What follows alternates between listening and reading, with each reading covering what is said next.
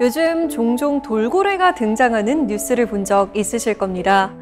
환경 오염 때문에 종양이 생긴 돌고래, 새끼를 잃은 돌고래, 장애가 생긴 돌고래 등이 그 주인공들이죠. 하지만 우리는 뉴스를 클릭할 때는 관심을 갖다가 금세 잊어버리곤 합니다. 그런데 여기 벌써 7년째 돌고래에 푹 빠져 사는 이가 있습니다. 그는 돌고래를 통해 어떤 이야기를 전하고 싶은 걸까요? 돌고래 다큐멘터리의 이정준 감독, 오늘 만나봅니다.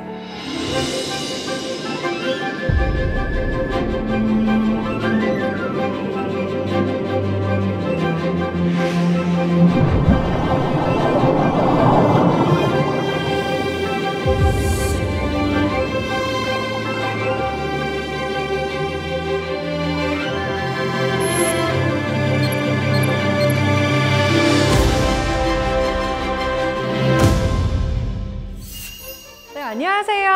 안녕하세요. 아유, 네. 반갑습니다. 네. 오늘 제주도에서 오신 건가요? 네, 사실 부산에서 촬영을 마치고 여기 출연하려고 제주도로 가서 옷 갈아입고 비행기 타고 달려왔습니다. 아이고, 먼 길 오셨습니다. 저 정말 궁금한 게 정말 어떻게 하다가 돌고래의 마음을 뺏기게 된 건지 궁금해요. 제주도에 돌고래가 산다는 이야기를 듣고 그 가족들, 제주도 돌고래의 가족들 이야기를 찍기 위해서 1년이면 되겠다라고 생각해서 내려갔다가 지금 벌써 7년이 됐습니다. 너무 매력적인 동물들이라 뭐 1년 가지고는 너무 부족한 시간이라 지금 계속해서 앞으로도 끝이 보이지 않을 것 같습니다. 네. 돌고래를 대신해서 이야기를 전달해 주시는 것 같은데 오늘은 또 어떤 이야기를 대신 전달해 주실지 기대가 됩니다. 오늘 강연 잘 부탁드립니다.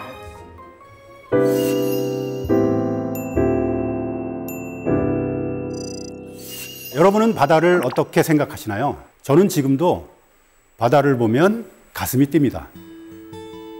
바다가 너무 좋아서요.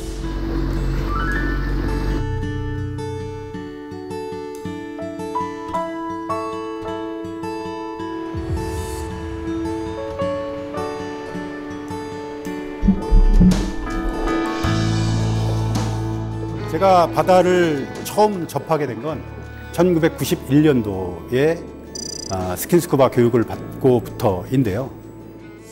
바닷속에 엄청난 에너지가 저를 흥분시키기에 충분했고 너무 강렬했기 때문에 그 바닷속의 매력에서 헤어나올 수가 없었어요. 그래서 이걸 계속하면서 생활을 할 수 있는 직업이 뭘까라고 생각을 하다가 다큐멘터리 일을 시작하게 되었습니다. 다행히 체력도 좋아서 전 세계의 오지를 헤매고 다녔고요.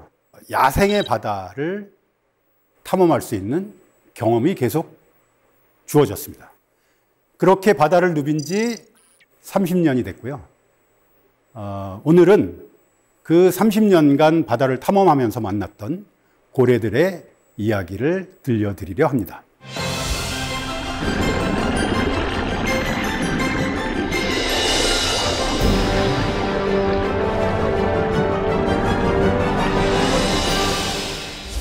제가 다큐멘터리 촬영을 하면서 아주 인상 깊은 장면이 몇 가지가 있는데요. 그 중에 하나를 꼽으라면 단연 물속에서 고래와 눈이 마주친 겁니다. 이곳은 인도네시아의 라마레라라는 마을인데요. 보시다시피 경사가 굉장히 험한 지역이고 화산섬이라 농사를 지을 수가 없어요.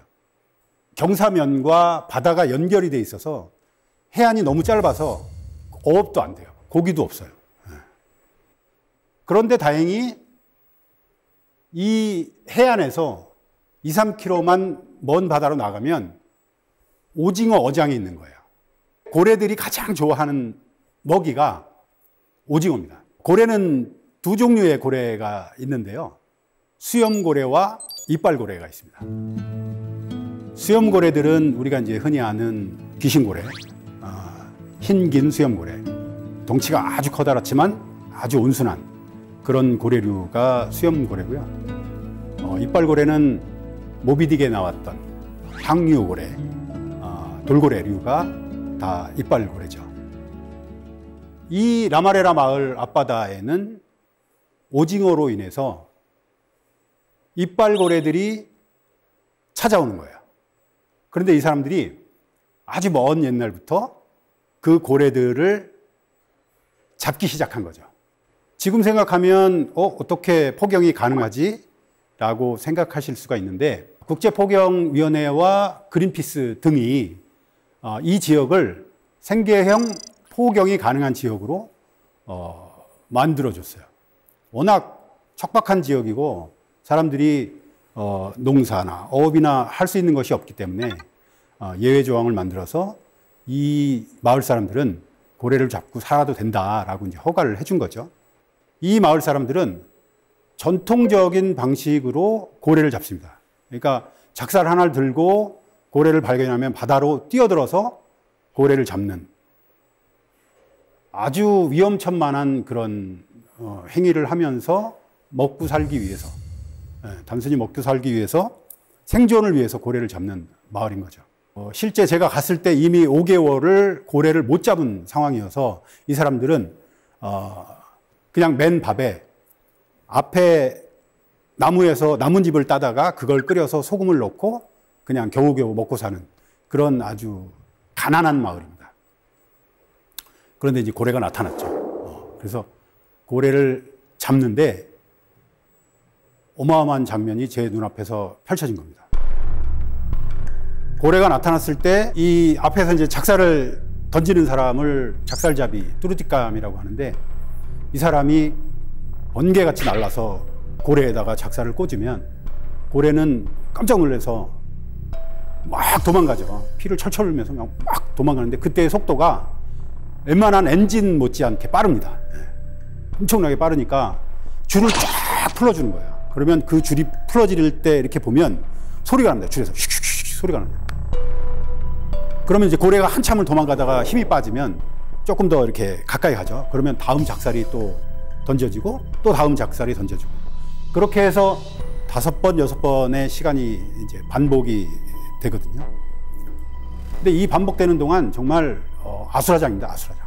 고래는 살기 위해서 막 몸부림치고, 사람들은 그걸 또 잡아야 식구들이 사니까 아주 아비규환입니다. 그냥 전쟁터를 방불하는 그런 현상이 눈앞에서 펼쳐지는데, 저는 또 제 일을 해야죠. 촬영을 하러 갔기 때문에 수중 촬영을 하기 위해서 들어갔죠. 그래서 저렇게 빈사의 속도로 달리는 작살을 맞은 고래한테 다가간 거죠. 다가가서 촬영을 하는데 어쩌다가 저 고래하고 눈이 마주쳤습니다. 지금 이 거리는 사실 1m 정도밖에 안 되는 그런 거리인데요. 저 고래는 지금 5발의 작살을 이미 맞고 곧 목숨을 다할 그런 운명인 거죠. 그런데 저를 저렇게 쳐다보는 거예요. 그래서 아주 많은 생각을 하게 되더라고요. 그 전에는 사실 이런 사냥의 장면이라거나 원주민들이 생존을 위해서 꼭 해야 하는 그런 사냥의 행위들을 굉장히 여러 번 촬영을 했었는데, 그때마다 별 생각 없이 지나갔었는데, 이 고래의 눈은 뭔가 제게 이야기를 하는 듯한 그런 느낌이었어요. 제가 살아있는 고래의 이야기를 좀 해보고 싶다라고 생각을 하다가 우리나라에 이제 고래연구센터가 있는데 박사님을 만나서 이야기를 듣습니다. 어떤 이야기냐면, 제주 돌고래에 85호 돌고래가 있는데 그 돌고래가 3번의 출산을 확인했다. 수년이 지났는데 새끼하고 다니는 모습이 촬영되었고, 또 2년 후에 또 새끼하고 다니는 모습이 촬영되었고, 또 2년 후에 새끼하고 다니는 모습이 3번이 촬영이 된 거예요. 그래서 이런 애가 있습니다 라고 말씀을 주셔서 너무 재밌는 거예요, 그 얘기가. 근데 이 돌고래가 85호 돌고래인지 어떻게 아나요? 돌고래 몸에 칩이라도 이제 심겨져 있는 건가요? 돌고래들은 기본적으로 등 지느러미에 난 상처를 보고 개체식별을 하는데요. 사람의 지문처럼 돌고래들의 지느러미에 난 그 흉터가 다 다르게 생겼어요. 그래서 그 모양을 보고 저게 몇 호 라는 걸 파악하는데, 지금 현재는 제주도에 120여 마리의 돌고래들이 표식을 통해서 그렇게 알아볼 수 있고, 그렇게 특징 있는 아이들 중에 하나하나 이름을 붙여나가고 있는 중입니다. 네. 다 외우기가 힘드셨을 것 같은데. 지금도 다 못 외웁니다. 외우고 있는 중이고요. 예, 예. 저렇게 돌고래들이 다 하나하나의 개체를 가지고 구분이 될 수 있다면, 우리 이제 휴먼 다큐 만들듯이 돌고래를 가지고 인간극장을 만들 수가 있겠네 라는 생각을 하게 된 거죠. 그래서 신이 나가지고 배를 하나 준비해 가지고 제주도로 내려옵니다.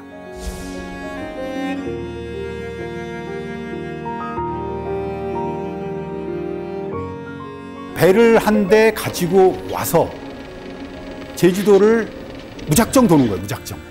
정보가 아무것도 없기 때문에 돌고래가 어디 있는지도 모르고 그냥 배를 끌고 제주도 해안을 한 바퀴씩 그냥 계속 도는 거예요. 그런데 뭐 만날 수가 없는 거죠. 그래서 바닷가에 카페를 하시는 사장님이나 펜션을 하는 사장님께 명함을 돌리기 시작했습니다. 제발 돌고래가 나타나면 저한테 전화를 좀 주십시오 라고 이제 명함을 돌리고 나서 한 20일 있으니까 진짜 연락이 오더라고요. 그래서 연락이 오는 장소로 뛰어가는 거죠.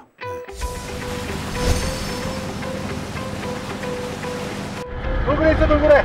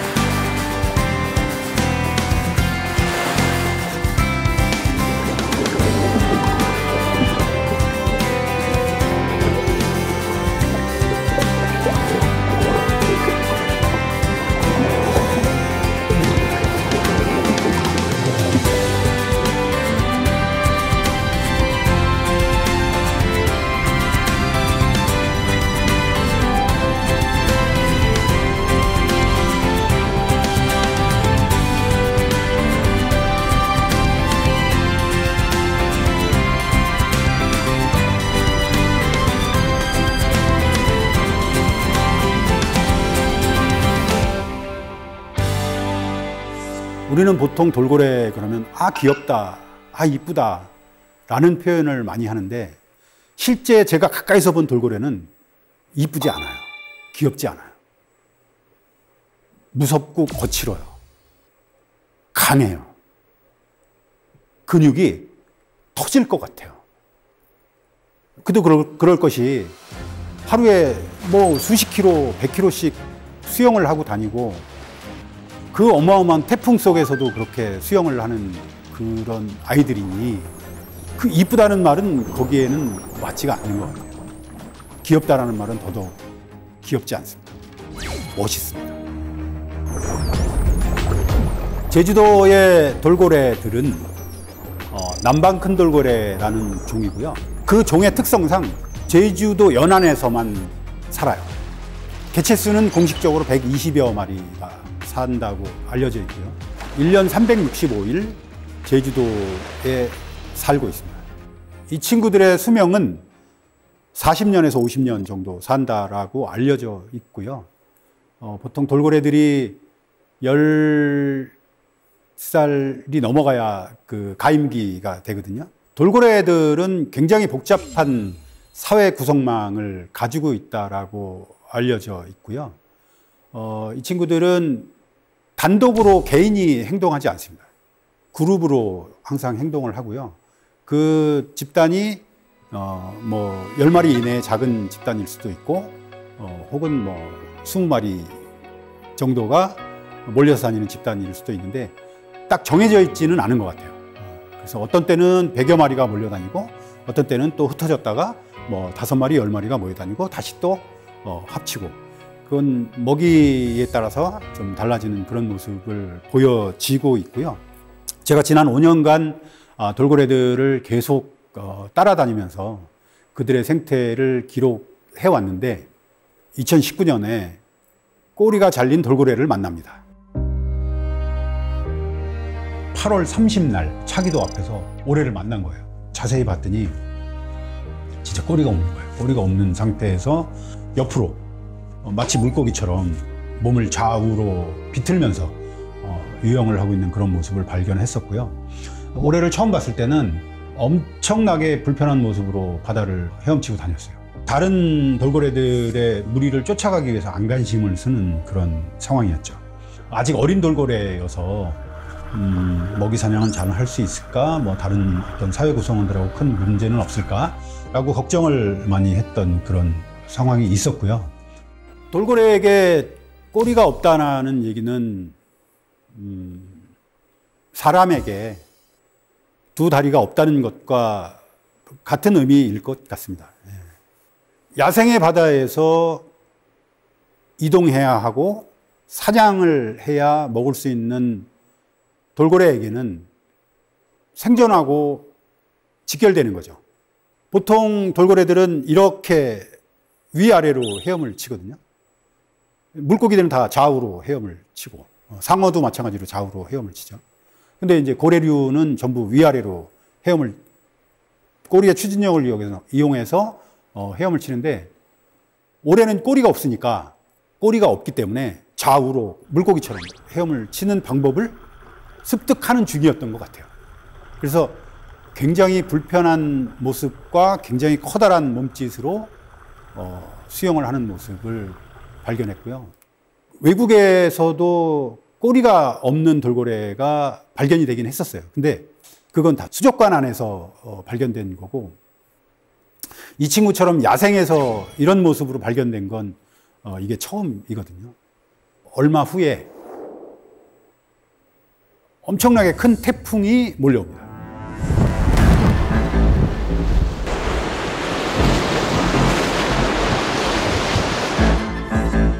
아니, 꼬리가 없어서 잘 몸도 못 가는 아이가 있는데 어마어마한 태풍이 그 해에 3개가 연달아 왔거든요. 저는 정말 너무 걱정이 돼가지고 그 태풍에서도 그 꼬리 없는 돌고래가 잘 사는지를 보기 위해서 찾아다녔던 그런 기억이 있고요.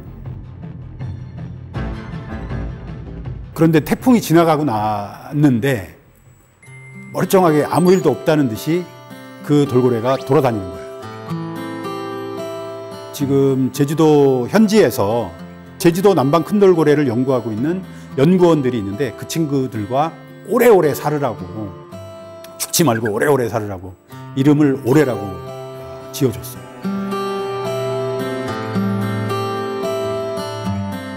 꼬리가 잘린 돌고래 오래는 왜 꼬리가 잘렸을까요? 전문가들의 말에 의하면 낚싯줄에 감겨서, 이 낚싯줄이 이렇게 감기면 조금씩 파고 들어가요. 근데 그게 꼬리로 계속 이제 추진력을 위해서 위아래로 흔들다 보니까 조금씩 파고 들어간 거죠. 그래서 결국은 절단됐을 것이다 라고 추정하는 게 가장 이제 유력한 설명인데, 제가 5년간 꼬리에 낚싯줄이 감긴 어린 돌고래들을 3번 만났었거든요. 그런데 그 아이들은 안타깝게 길게 보질 못했어요. 몇 개월 후면 다시 만나지 못했고, 몇 개월 후면 다시 만나지 못했고.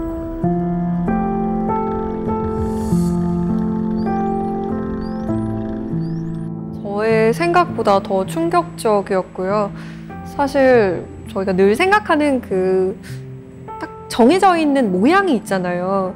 근데 거기서 벗어나서 야생에서 살아간다고 하니까 저 친구가 온 몸을 흔들면서 이제 헤엄을 치는데 저게 얼마나 매번 힘겨울까. 그리고 저 모습이 되기까지, 저게 잘려나가기까지가 굉장히 괴로웠겠다라는 생각이 들었어요. 근데 더 충격을 받았던 게 지금 올해뿐만 아니라 다른 돌고래들도 이런 위험에 처해 있다는 거잖아요. 예, 영상에서 보셨듯이 지금 꼬리 지느러미에 낚싯줄과 낚싯바늘로 엉켜서 돌아다니는 친구들이 총 3마리를 현재까지 발견했고요. 그런데 더 안타까운 건 그 녀석들이 모두 어린아이들이라는 거예요. 네, 그래서 물론 이제 장난기가 많아서 더 그랬을 수도 있을 것 같지만 어쨌든 인간이 훨씬 더 주의를 해야 되는 사실인 건 맞는 것 같아요. 네. 혹시 저희가 뭐 이렇게 도와주거나 이럴 수 있는 방법은 없는 건가요? 그 친구들을? 실제 꼬리가 잘린 오래를 보고 어떻게 도와줄 수 있겠냐라고 문의하시는 분이 사실 좀 있었는데요. 몇 분이 계셨는데 야생에서 돌고래를 포획하는 일조차 쉽지가 않은 상황이고요. 이 제주 남방 큰 돌고래들은 보호종이기 때문에 저희가 임의로 어떻게 포획을 하거나 할 수 없는 입장이고, 실제 포획을 하다가 더 큰 사고로 이어질 수도 있기 때문에 지금은 그냥 지켜볼 수밖에 없는 그런 상황인데, 저희가 이제 이 꼬리 없는 돌고래 이야기를 하니까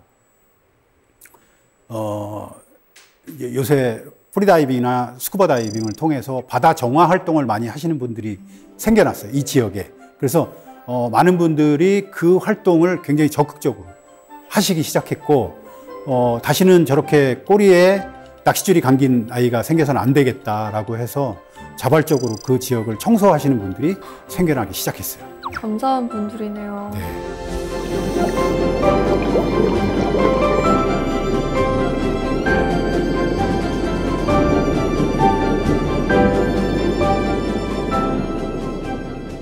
제가 제주 돌고래들을 가장 많이 만나는 지역은 서귀포시 대정읍 쪽인데요.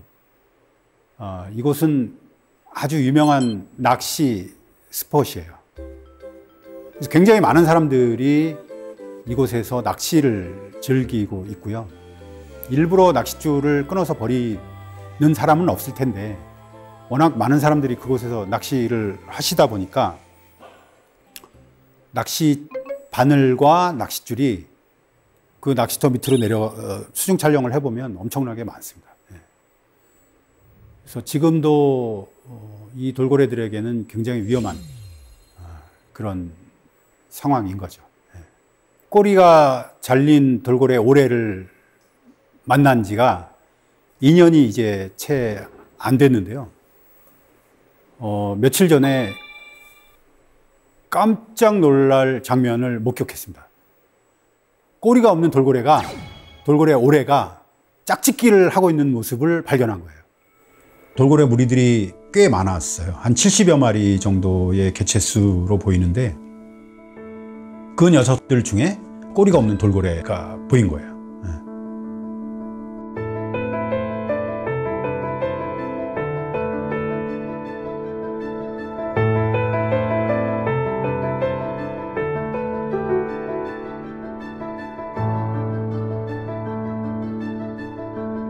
돌고래들한테 짝짓기는 굉장히 큰 의미를 가지고 있다고 합니다. 보통 돌고래들은 순놈 둘, 셋이서 암컷 하나를 두고 짝짓기를 하는 그런 형태인데, 바다에서 포유류가 짝짓기를 하는 그런 특성상 수컷들이 도와주지 않으면 짝짓기가 가능하지 않은 그런 상황인 거죠. 그래서 돌고래들은 수컷끼리의 유대 관계가 굉장히 중요한데, 꼬리가 없는 오래가 과연 그런 역할을 할 수 있을까 의심할 수밖에 없는 그런 상황이었는데, 아니 글쎄 짝짓기를 하고 있는 거예요.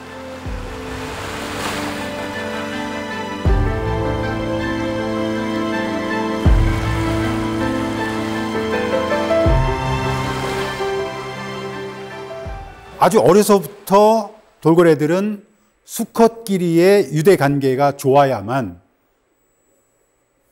나중에 암컷을 두고 서로 도와가면서 짝짓기를 할 수가 있는데, 장애를 가지고 있는 꼬리가 없는 돌고래가 그 수컷들과의 동맹 관계가 이루어져 있다는 얘기인 거죠.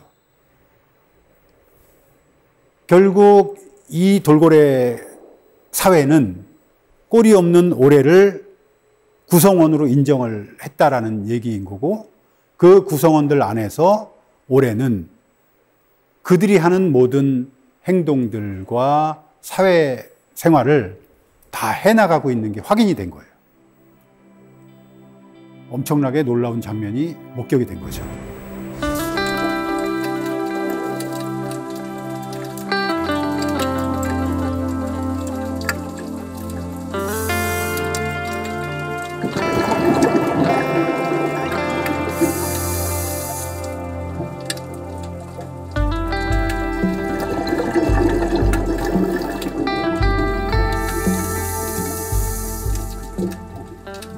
제가 바다에 나가서 돌고래를 만나면 뭐 다 돌고래들을 만나면 반갑긴 하지만 제일 반가운 게 등에 숫자가 있는 아이들이 굉장히 반갑거든요. 1번이 제돌이고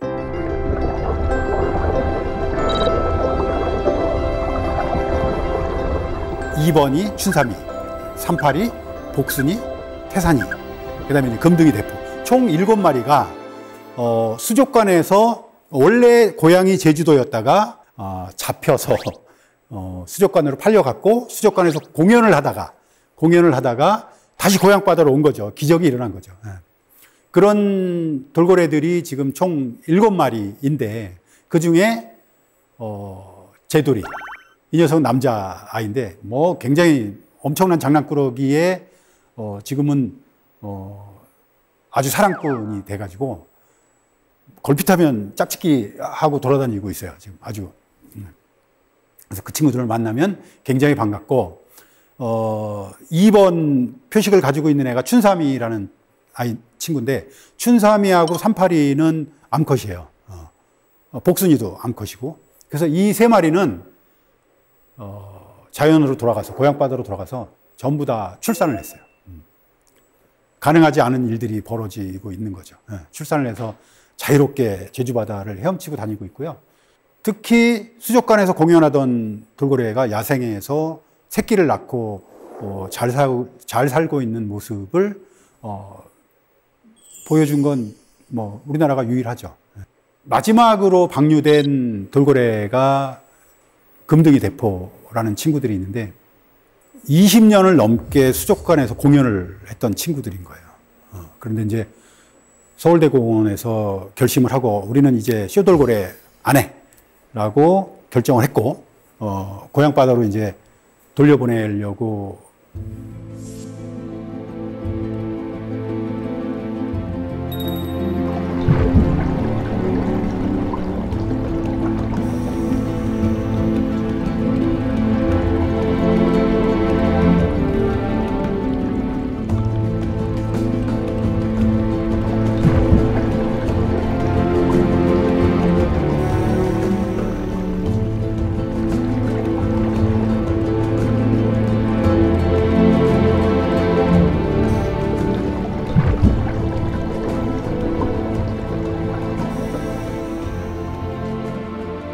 안타깝게 금등이, 대포는 고향 바다로 돌려보내고 나서 그 다음부터는 보이질 않아요. 제 추측은 고향 바다로 돌아오긴 했지만 나이가 너무 많은 거예요. 너무 어린 나이에 잡혀가서 그냥 막 공연만 신나게 하고 감옥 생활만 하다가 고향 바다로 딱 돌아왔는데 막상 이 무리들하고 어울리지는 못하는 거죠. 받아주지 않은 것 같아요. 그래서 그 다음 날부터 한 번도 발견이 안 된 상황이고요. 뭐 다른 곳에 어디에 잘 살아 있든지 아니면 생명을 다했든지 알 수는 없으나 그런 안타까운 과거가 있었고요. 저하고 대포하고는 개인적으로 20년 전에 서울대공원에서 그 공연을 막 하던 모습을 촬영했던 기억이 있고요.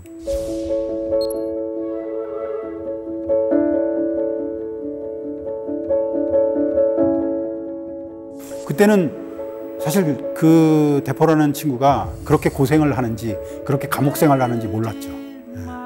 근데 이제 시간이 한참 지나서 20년 만에 이 친구를 만났는데 굉장히 미안하더라고요.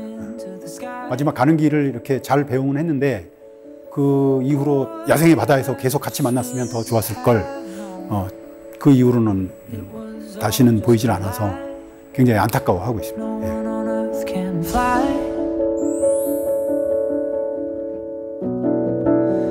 Thought the things you said would turn out true.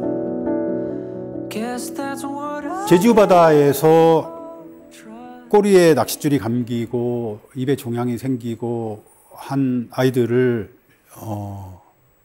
발견하는 것이 굉장히 마음 아팠는데, 매년 겨울이 되면 11월부터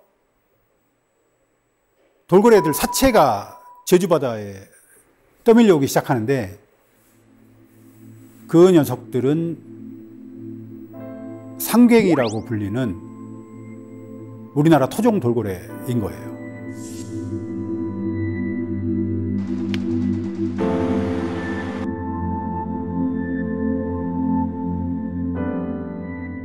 상갱이는 우리나라 이제 토종 돌고래인데, 정약전의 자산어보에도 나오는 이름이에요.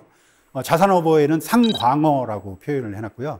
이 상광어, 상갱이, 시육지, 뭐 그런 다양한 이름으로 불리는데, 이 녀석들은 너무 예민해가지고 수면에서 숨을 쉬기 위해서 머리만 잠깐 드러내고 다시 내려가고 하는 거예요. 그래서 뭐 대부분의 사람들이 잘 인지하지 못하는 그런 돌고래고요. 그런데 토종 돌고래 상갱이는 제주 연안에 서식하고 있지 않거든요. 그래서 도대체 왜 제주 바다에 토종 돌고래 상갱이 사체가 이렇게 떠밀려 오지? 라고 취재를 시작했고, 취재를 해본 결과 남해안, 서해안과 남해안 일대에서 혼액으로 인해서 엄청나게 죽어가고 있고, 그 혼액된 사체들을 버려서 물길 따라서 제주도까지 떠밀려 온 것이라고 추정하는 그런 얘기를 들을 수가 있었고요. 혼액은 목표 한 종 이외에 다른 것들이 잡히는 것을 혼액이라고 하는데, 그 혼액으로 인해서 1년에 상갱이가 3,000마리가 넘게 죽는다는 이야기를 들은 거예요. 그래서 도대체 이건 3,000마리는 아니 30마리도 아니고 300마리도 아니고 3,000마리가 1년에 죽는다고? 그래서 의문을 가지고 이제 따라가기에 이르는 거죠.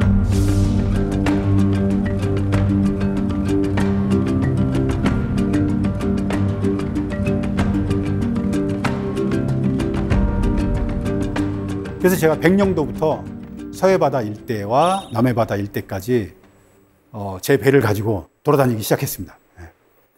그런데 의외로 상갱이를 쉽게 만날 수가 있었어요. 다만 이 녀석들은 워낙 민감해서 거리를 안 줘요. 그런데 이제 요즘은 촬영하는 기법 중에 드론을 많이 활용하기 때문에 드론을 날려서 이 녀석들을 보면 아주 일반 돌고래하고 다름없이 뭐 헤엄치고 스킨십하고 뭐 두세 마리가 이렇게 몰려다니는 모습을 쉽게 볼 수 있었거든요.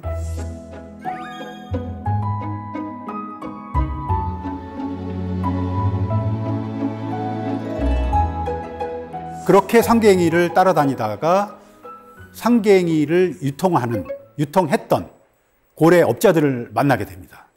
상갱이는 2017년 1월 1일부로 보호대상 해양생물로 지정이 되었기 때문에 2017년 1월 1일 이전에는 거래가 가능했어요. 상갱이의 사체를 수거해다가 포항이나 부산 쪽에 고래 고기로 유통을 했던 거예요.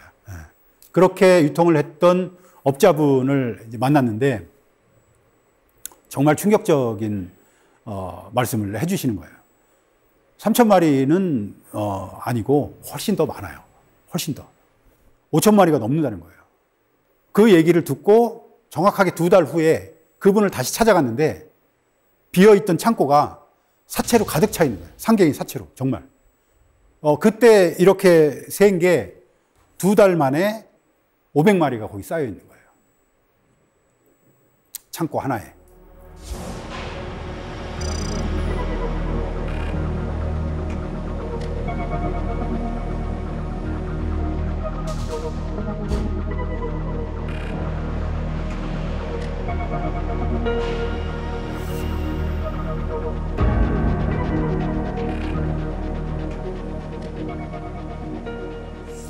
그래서 이건 정말 심각한 문제구나 라고 생각을 하게 되었고요. 더 심각한 건 그 사체들의 사이즈가 전부 작아요. 그러니까 어른 상갱이가 되기 전에 다 죽어나가는 거예요. 그 중에는 임신을 한 상갱이들도 있었고요. 그래서 도대체 우리나라 바다에서 어떤 일이 벌어지고 있는 거야? 현장으로 달려갔죠. 상갱이는 안강망이라고 하는 그물에 의해서 혼액이 많이 되고요. 그래서 그 안강망이 어떤 그물인지, 어떻게 상갱이들이 죽을 수밖에 없는지 안강망 배를 탔죠. 안강망 배를 타서 그 상황들을 계속 기록하기 시작했어요.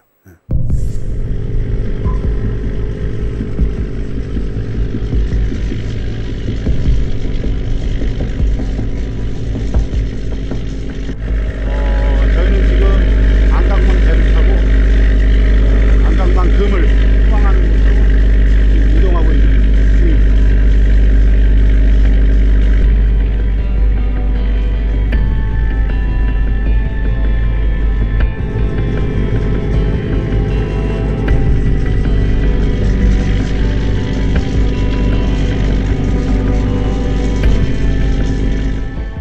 제가 안강망이 그러면 물속에서 어떻게 기능을 하는가라는 것이 너무 궁금해서 카메라를 들고 물속에 들어갔는데 정말 깜짝 놀랐어요. 너무 물살이 세가지고 물속에서 막 폭풍우가 치는 거예요. 막 휘몰아 치는데 이 손으로 그물을 잡고 있지 않으면 그냥 바로 날아가고요.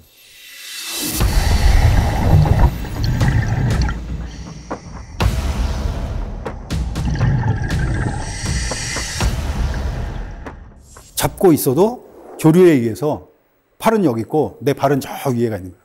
거꾸로 매달린 상황인 거죠.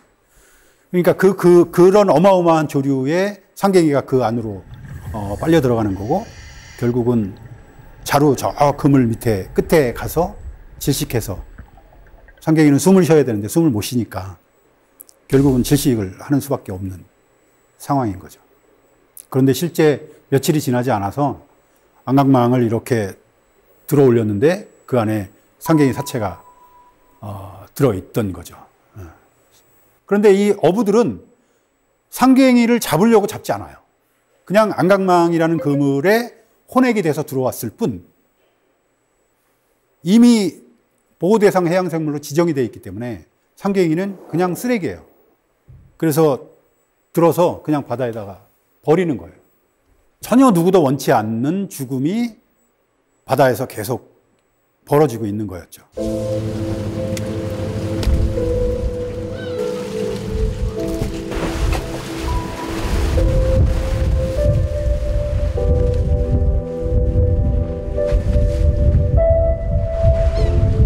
그런데 이제 너무 많은 상갱이가 이렇게 죽어나간다는 것을 관계기관도 알고 있기 때문에 대책을 마련하고 있죠. 이미 3년 전부터 안강망에 해양 포유류 탈출망을 달 것을 연구하고 있었어요. 간단하게 해양 포유류 탈출망은 자루그물 중간에 덧망을 하나 달아서 조그만 물고기는 그 안으로 빠져 들어가서 자루그물 끝에 고기가 모이고, 상갱이와 해파리 같이 큰 덩치의 것들은 중간에 걸러져서 이게 요대로 서 있으면 안 되니까 이걸 약간 이렇게 눕혀놓죠. 그러면 이게 타고 이렇게 한쪽으로 가는 거예요. 그럼 그 끝을 뚫어놔서 그 큰 덩치들은 빠져나갈 수 있게끔 탈출망을 다는 거죠. 그러면 해결이 된 거라고 생각을 했는데 어민들이 한 말씀씩 하시는 거죠. 그렇게 빠져나갈 때 우리 고기도 빠져나가잖아. 우리 고기도 빠져나가잖아. 그건 어떻게 할 거야? 라고 이제 반문을 하시는 거죠.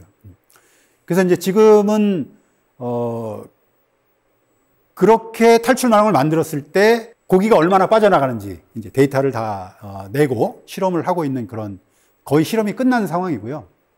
2021년부터는 안강망에 상갱이 탈출망을 쓰라는 고시, 그러니까 강제적으로 쓰라는 건 아니고 어떤 협의를 통해서 어민들과 정부가 지금 조율을 해나가는 그런 상황이에요. 그래서 상갱이를 제가 따라다니면서 느낀 건 바다에서 벌어지는 일은 누군가 얘기해 주지 않으면 모르겠는 거예요. 어민들은 그게 직업이기 때문에, 돈을 버는 일이기 때문에 자기들의 이야기를 충분히 할 수 있지만, 그걸 반박하기 위해서는 누군가 경험을 가지고 그 상황을 지켜봐야 되는데 그렇게 하기가 쉽지가 않은 거였던 거죠. 그래서 올해 저는 상갱이가 얼마나 더 혼액이 되는지를 알아보고 그 탈출망을 통해서 직접 상갱이가 탈출을 하는지, 또 얼마나 많은 고기들이 그 탈출망을 통해서 손실률을 보이는지 직접 촬영을 할 예정이고요. 그래서 어민들이 그 탈출망을 자발적으로 쓰실 수 있게끔 도움이 될 수 있는 그런 영상을 지금 제작 중에 있습니다. 우리나라에 제가 취재해 본 결과 꽤 많은 숫자가 살고 있지만 1년에 5,000마리씩 상갱이가 죽어나가기 때문에 그 숫자는 아무리 많아도 몇 년이 지나면 멸종할 수도 있는 거예요. 뭐 이미 개체수가 많이 줄었기도 했지만 몇 년 안에 이 상갱이는 멸종할 수도 있는 거죠. 우리 바다에서 볼 수가 없는 그런 상황이 될 수도 있어요. 실제 멕시코에 바키타라는 돌고래가 있는데, 저도 멕시코에 갔을 때 바키타라는 돌고래가 너무 궁금해가지고 취재를 하려고 이제 멕시코 정부에다 요청한 적이 있었는데 아주 완강하게 거부를 하더라고요. 지금 숫자가 몇 마리 안 남았어요. 바키타 그러면 10마리, 20마리 이럴 정도로. 바키타는 정말 조만간에 이 세상에서 사라질 또 한 종이 될 가능성이 굉장히 많습니다.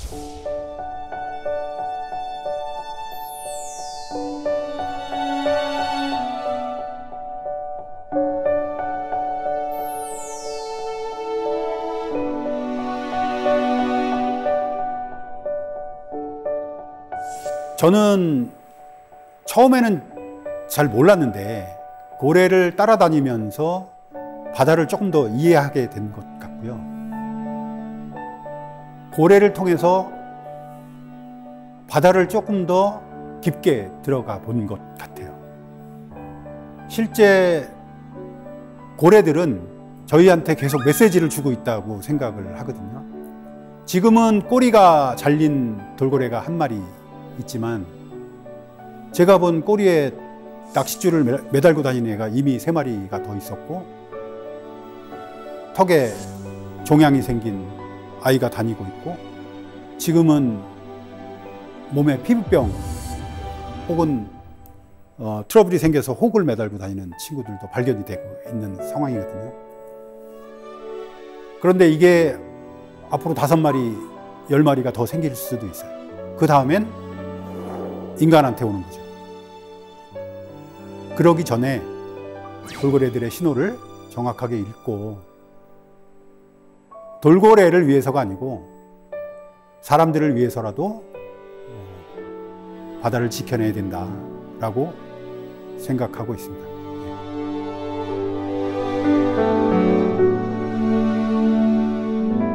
바다와 우리의 삶은 연결되어 있고 곧 우리의 미래이기 때문입니다.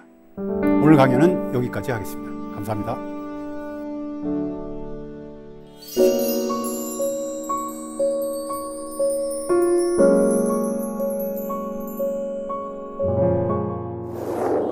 네, 강연 잘 들었습니다. 우리가 바다를 몰라도 너무 몰랐다라는 생각이 들어요. 또 인간이 무슨 자격으로 돌고래의 이 삶의 터전을 이렇게 황폐하게 만들고 있는가라는 생각이 들어서 참 착잡했거든요. 오늘 사사기 공동체 여러분께서 미리 질문을 좀 보내주셨습니다. 함께 볼까요? 먼저 김현경님의 질문입니다. 제주도 여행을 하면서 배를 타면 종종 돌고래를 만나기도 하잖아요. 사진도 찍고 싶고 돌고래한테 먹을 것도 던져주고 싶은데요. 돌고래를 만나면 어떻게 인사하면 좋을까요? 사실 제주도에는 돌고래 투어가 있을 만큼 배를 타고 나가서 돌고래를 만나기도 하는데요. 뭔가 좀 아는 척 하고 싶기도 하고 뭐 이런데 좀 조심스럽기도 하고 그래요. 어떻게 하면 좋을까요? 일단 먹이를 주는 방법은 좋지 않은 방법이고요. 그냥 한 번쯤 입장 바꿔 생각해 봤으면 좋을 것 같아요. 내가 돌고래라면 사람들이 나한테 어떻게 대하면 좋을 것인가.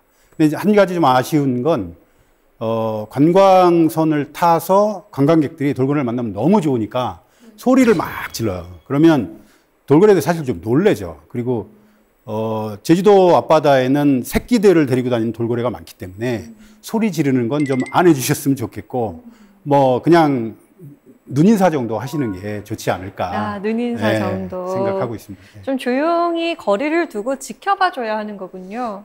그러니까 사람의 입장으로만 생각하지 말고 그 고래의 입장에서 한번 생각해 보면 어떻게 하는 게 좋은 것인가 생각하실 수 있을 것 같아요. 네. 이번엔 이혜민님의 질문입니다. 만약에 제주도에 살고 있는 돌고래들이 환경이 안 좋아지면 제주도 앞바다를 떠날 수도 있을까요? 어떻게 생각하세요? 그럴 수도 있을 것 같아요. 지금 현재 살고 있는 개체수가 예를 들어서 먹이가 없다든지 뭔가 환경적인 변화가 생기면 다른 데로 갈 수도 이건 뭐 학자가 아니기 때문에 단언할 수는 없겠지만 제 개인적인 생각으로는 여기를 버리고 다른 데도 갈 수 있지 않을까라는 생각을 하게 되네요. 네. 네, 오늘 강연을 들으면서 너무 우리가 인간의 입장에서만 생각을 했다. 돌고래의 입장이 좀 되어봤으면 좋겠다라는 생각이 듭니다.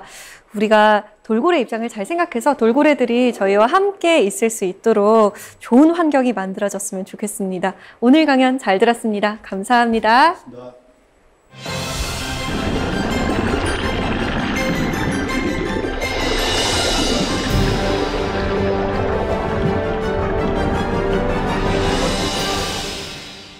얼음왕국 알래스카에서 불꽃을 얻고 싶다면 얼음을 볼록 렌즈처럼 깎아놓고 태울 것을 놓고 햇빛을 모으면 된다고 하죠. 아무리 빙하 속에 갇혀 있다고 하더라도 마음을 모으면 불꽃을 일으킬 수 있다는 겁니다. 저 거대한 마음의 빙하 속에 갇혀있는 열정을 녹일 수 있는 방법을 찾아봐야겠습니다. 미쳐야 미친다는 불광불급의 열정 말이죠. 차세계 공동체 스미다. 저희는 다음 시간에 찾아오겠습니다. 고맙습니다. Today